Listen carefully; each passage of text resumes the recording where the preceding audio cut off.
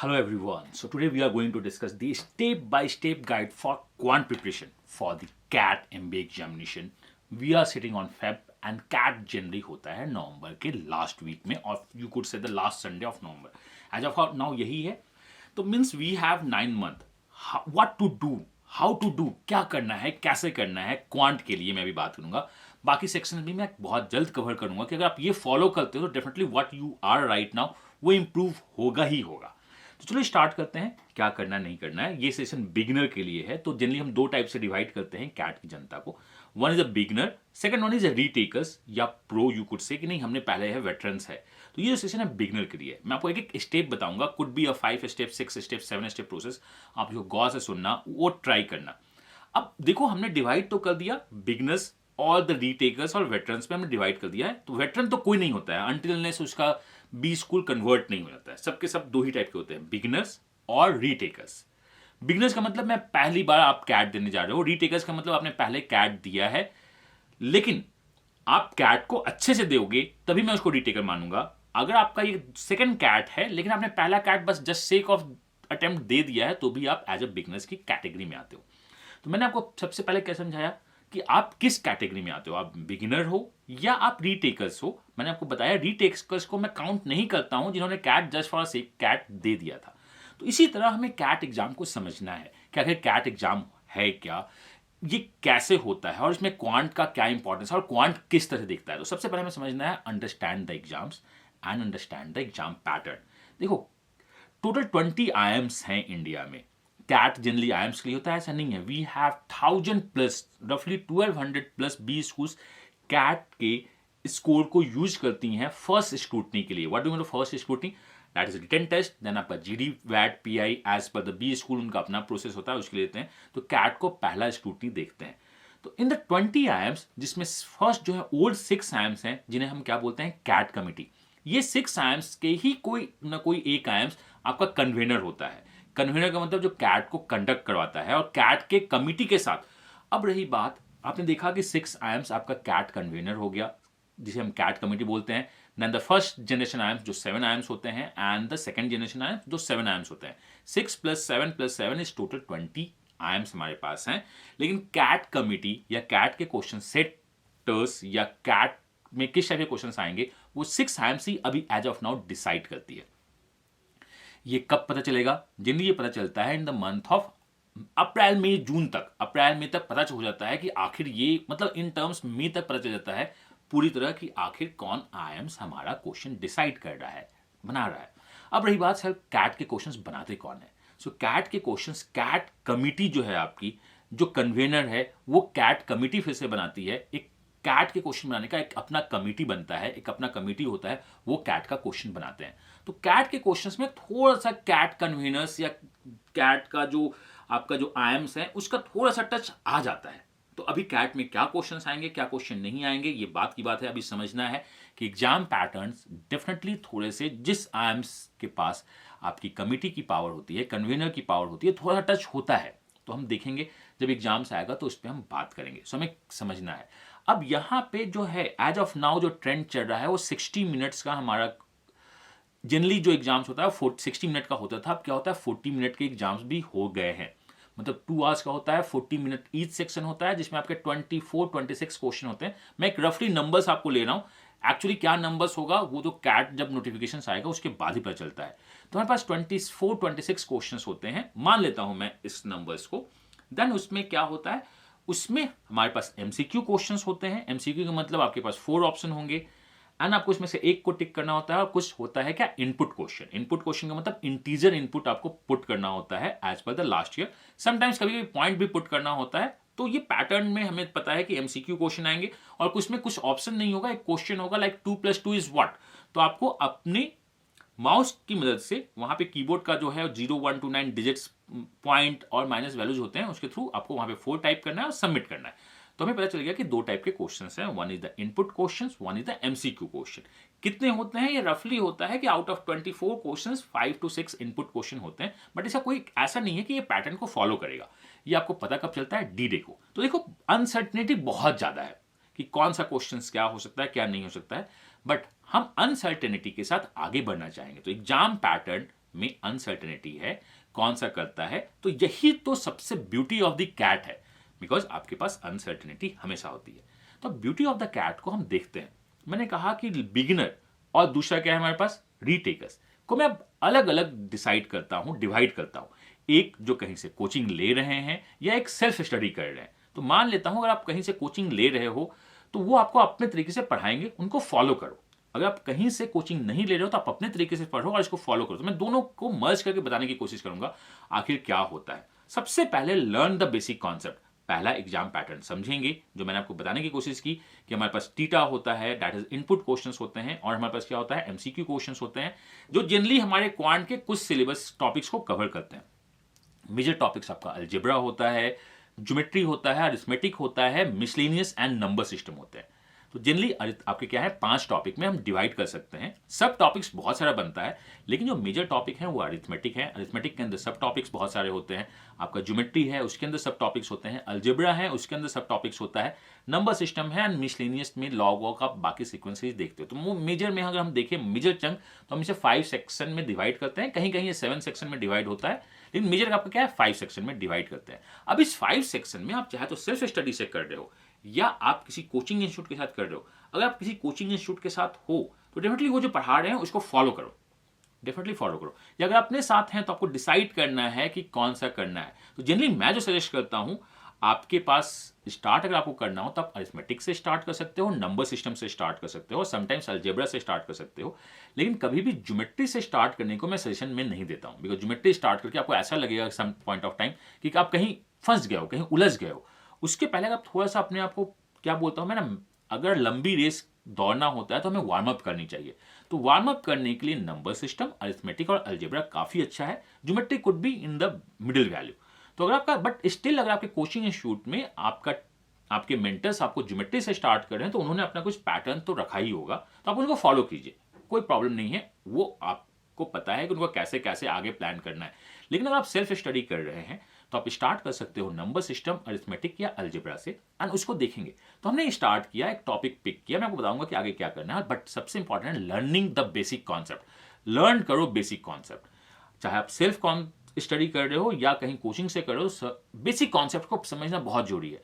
हो सकता है आपके टीचर्स ने 4-5 क्लास के बाद 6 क्लास में कुछ एडवांस कॉन्सेप्ट पढ़ा दिया, लेकिन आपको पहले की ही कॉन्सेप्ट समझ में नहीं आ रही है। तो आप पहले उस कॉन्सेप्ट को समझो, उसके नोट्स को अपने से बनाओ, देखो कि क्या कर सकते हो क्या नहीं कर सकते हो। स्टिल डाउट हो तो अपने आप डाउट ग्रुप में पूछो, अपने मेंटोर से पूछो कि सर मुझको यहाँ पे पता नहीं चला है, तो आपको अगले क्लास में डेफिनेटली बता देगा। लेकिन अगर आप सेल्फ स्टडी कर रहे हो तो मैं बोलूँगा किसी एक ग्रुप्स को ज्वाइन करो जहाँ पे आपके डाउट्स क्लियर हो सकते हैं।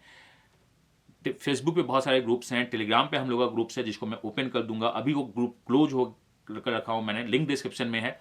वो ग्रुप क्लोज क्यों है, क्योंकि अभी उसमें चल के आ रहा है 2022 कैट की वैट पीआई का। मैं बहुत ज़्यादा नहीं चाहता हूँ कि बहुत ज़्यादा क्लैटर हो, तो उसमें बहुत इंपॉर्टेंट इन्फॉर्मेशन ही शेयर हो रहे हैं। उस ग्रुप को हम ओपन कर देंगे जहाँ पे आप अपने डाउट्स भी पूछ सकते हो। तो आप एक डाउट ग्रुप ज्वाइन कर लो अगर आप सेल्फ स्टडी कर रहे हो। अगर आप किसी कोचिंग इंस्टीट्यूट के साथ हो तो आपको आपका डाउट ग्रुप तो होगा ही होगा, आप नहीं तो जाके कोचिंग इंस्टीट्यूट में डाउट पूछ सकते हो। तो सबसे पहले एग्जाम पैटर्न समझना है, बेसिक कॉन्सेप्ट्स, किसी भी टॉपिक को आप पढ़ रहे हो तो उसको बहुत इंपॉर्टेंट है पढ़ना है, नोट्स बनाने हैं। और तीसरा, हमें प्रैक्टिस करनी है। At this point of time हम बेसिक क्वेश्चन पे प्रैक्टिस ज्यादा करना चाहेंगे, then will move to the some advanced question. Like for example, अगर आपने स्टार्ट किया है नंबर सिस्टम से तो आपको नंबर सिस्टम का बेसिक कॉन्सेप्ट समझ में आना चाहिए। डायरेक्ट जंप टू क्वेश्चन नहीं करना चाहिए कि रिमाइंडर्स ऐसे निकलता है, रिमाइंडर्स वैसे होता है। First understand the basic concept. अगर आपने स्टार्ट किया अलजेब्रा से तो understand the basic concept of algebra, क्योंकि ये ट्रेंड देखा जा रहा है कि क्वेश्चंस जनरली बेसिक कॉन्सेप्ट और किसी एक और टॉपिक के, 2 टॉपिक को मिला के आपसे क्वेश्चन पूछ दे रहा है। अलजेब्रा के साथ नंबर सिस्टम डाल दिया जा रहा है, तो वो तो बात की बातें हैं। अभी हमें अपने सारे कॉन्सेप्ट को बेसिक तरीके से प्रिपेयर करना होगा।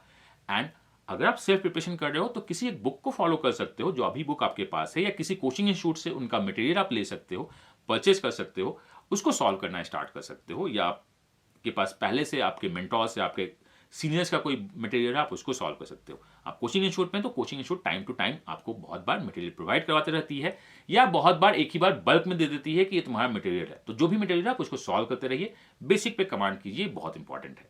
तो 1, एग्जाम पैटर्न आपको पता होना चाहिए, विच आई डिस्कस। सेकंड, आपको क्या करना चाहिए, आपको बेसिक कॉन्सेप्ट पता होना चाहिए। थर्ड जो मैं बोलना चाहता हूं, आपको सिंपल क्वेश्चन प्रैक्टिस में आना चाहिए।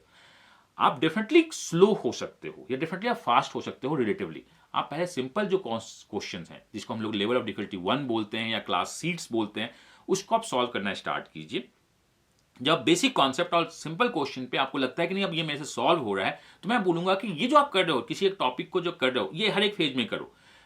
फरवरी में कोई टॉपिक आपने उठाया है, उसको फरवरी तक कंप्लीट कर देंगे। बहुत 9 मंथ का टाइम है, हमारे पास 5 सेक्शन है, तो मैं बोलूंगा कि 9 मंथ के 5 सेक्शन में आपको जो ये एम रखना चाहिए कि अगस्त तक मेरे सारे के सारे टॉपिक्स खत्म हो जाए, so that we start the revision. But अभी हम फेब मंथ में हैं, तो इन 9 मंथ हमें किसी एक टॉपिक का जो आप खुद से सेलेक्ट करते हो, जो आपका इंस्टीट्यूट सेलेक्ट करता है, जनरली एक मंथ में एक टॉपिक खत्म हो जाता है। Number system could take a 20 आज का क्लास।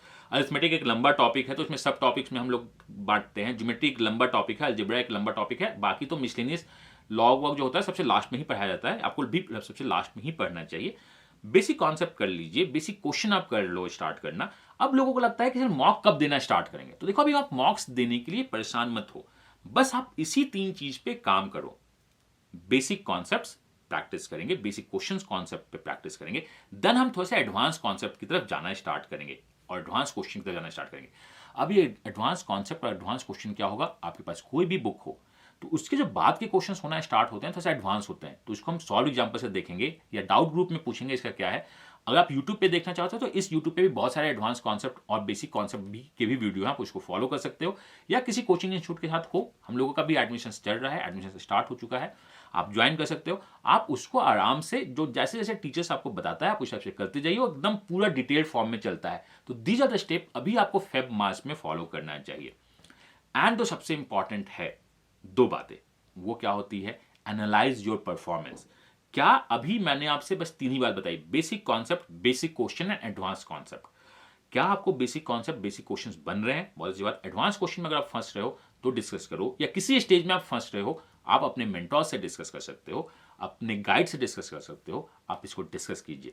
क्योंकि ये जो क्वांट है ना बहुत लिमिटेड सिलेबस है, इससे बाहर क्वेश्चन नहीं पूछता है। लेकिन लोगों का कहना है कि क्वांट भी एग्जाम्स में नहीं बनते हैं, 1/3 क्वेश्चन, हाफ क्वेश्चन मैंने अगर बना लिया तो बहुत अच्छा है। मैं 17 क्वेश्चन अगर बनाता हूं आउट ऑफ 24 क्वेश्चन या 26 क्वेश्चन, तो मैं अच्छा बना रहा हूं। डेफिनेटली आप अच्छा बना रहे हैं, आप 12-13 क्वेश्चन बनाते हैं ना, बहुत अच्छा बना रहे हैं। तो सर एग्जाम में क्वेश्चन बनता क्यों नहीं है? एग्जाम में क्वेश्चन नहीं बनता है ड्यू टू एग्जाम प्रेशर।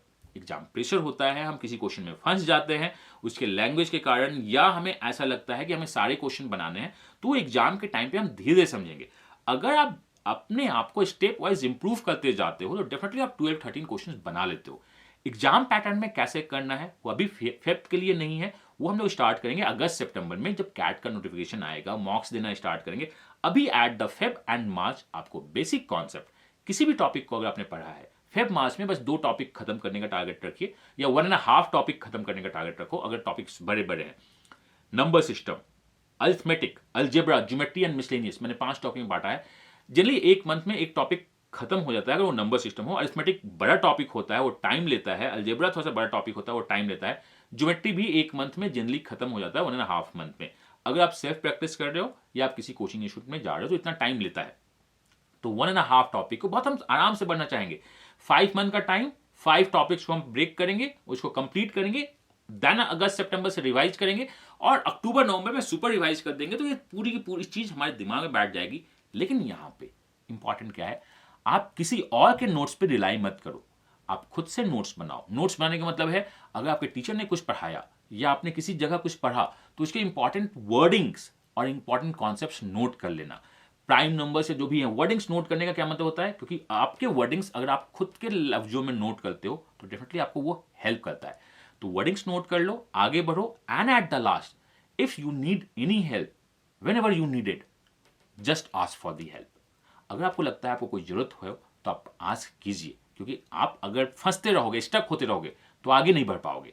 तो join the Facebook group, join the Telegram group, सबका लिंक डिस्क्रिप्शन में दिया है, आप उसको ज्वाइन कीजिए। कोई भी डाउट हो आप मुझसे पूछिए, या बाकी भी यूट्यूब पे या बाकी भी इस प्लेटफॉर्म पे या अलग अलग प्लेटफॉर्म पे लोग आपको हेल्प करने को तैयार हैं, आप उससे कीजिए। अगर आपको लगता है कि सेल्फ प्रिपरेशन नहीं हो सकता है तो ज्वाइन कीजिए। कैट का बैच 1 एडमिशन ओपन हो चुका है, उसमें कुछ क्लासेज हुई हैं जिसकी रिकॉर्डिंग मिल जाएगी। नेक्स्ट बैच, ये जो बैच है ये नून बैच है, 3 o'clock से क्लास होती है। नेक्स्ट बैच जो है वो नाइट बैच आ रहा है फॉर द वर्किंग प्रोफेशनल और फॉर द स्टूडेंट जो मॉर्निंग में बैच ज्वाइन नहीं कर सकते हैं ड्यू टू द स्कूल और द वर्क कंस्टेंट, आप नाइट में ज्वाइन कर सकते हैं। एडमिशन ओपन हो जाएगा, लिंक डिस्क्रिप्शन में दिया है। और कोई भी डाउट हो तो अपना बेस्ट देने की कोशिश करने से पहले हेल्प को सर्च करना स्टार्ट कीजिए। स्टक होने से बेटर है कि पूछ लो क्या होता है। पूछने से और हेल्प मांगने से कोई छोटा नहीं होता है, वो इंप्रूव होता है। तो आप दीजिए अपना बेस्ट। फेब से November is about 9 month. 9 month में तो एक बेबी पैदा हो जाता है, क्यों ना हम एक एमबीए को अपने आप अंदर पैदा करें। मिलता हूं नेक्स्ट वीडियो में इसी चैनल पे with all the best wishes. मैंने अपना बेस्ट देने की कोशिश की है और मैं हमेशा यही बोलता हूं, अगर आपको बेस्ट रिजल्ट चाहिए तो आपको भी अपना बेस्ट देना होगा। तो बेस्ट देने के लिए आज से स्टार्ट करो, प्रैक्टिस करो, सिंपल क्वेश्चन पे, सिंपल कॉन्सेप्ट पे, move to the advance and 1 month में एक टॉपिक को कंप्लीट करेंगे, देन हम अगले टॉपिक की तरफ मूव करने की कोशिश करेंगे। या कभी कभी अगर आपको लगता है कि आप थोड़े से इस टॉपिक पे काम कर रहे हो तो एक साथ 2 टॉपिक को ले जा सकते हो, बट मैं जनरली इसको अवॉइड करता हूं। समटाइम्स आप लेके जा सकते हो, अगर यहाँ पे हो गया आप एक बार एक ही टॉपिक पे काम करना स्टार्ट कीजिए, क्योंकि आपको वर्बल भी पढ़ना है, आपको DILR की भी प्रैक्टिस करनी है, जिसकी बातें भी मैं आगे बताऊंगा कि आखिर एक नॉन इंग्लिश पर्सन, मैं 10th तक हिंदी बोर्ड से था, वर्बल की कैसी प्रिपरेशन की थी मैंने, और अपने स्कोर में जो अराउंड एक मोर देन डिसेंट था, सारे कट ऑफ क्लियर किए थे वर्बल में, वो क्या किया था नहीं किया था, मैं हेल्प करता रहूंगा। Till then, God bless you, happy learning and bye bye.